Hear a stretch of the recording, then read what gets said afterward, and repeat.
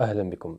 في مفاجأة من العيار الثقيل، الكوت ديفوار تفوز بكأس إفريقيا 2023 وتهديه للشعب المغربي بعد أن كانت يلفي قاب قوسين أو أدنى من السقوط والخروج من المسابقة، قبل أن تمر إلى دور الثمن بسبب فوز المنتخب المغربي على حساب زامبيا بهدف حكيم زياش.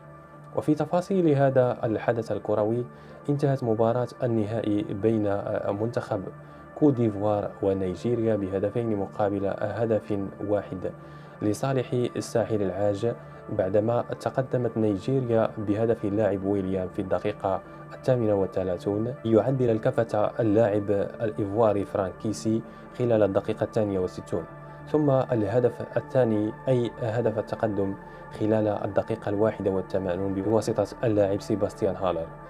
وبهذا احتفل الجمهور الإيفواري ونظيره الجمهور المغربي، وشاهدنا أعلام المغرب تزين وترفرف في مدرجات وشوارع الكوت ديفوار اعترافا بهدية حكيم زياش والمنتخب المغربي. هنيئا للمنتخب الإيفواري، والسلام عليكم ورحمة الله وبركاته.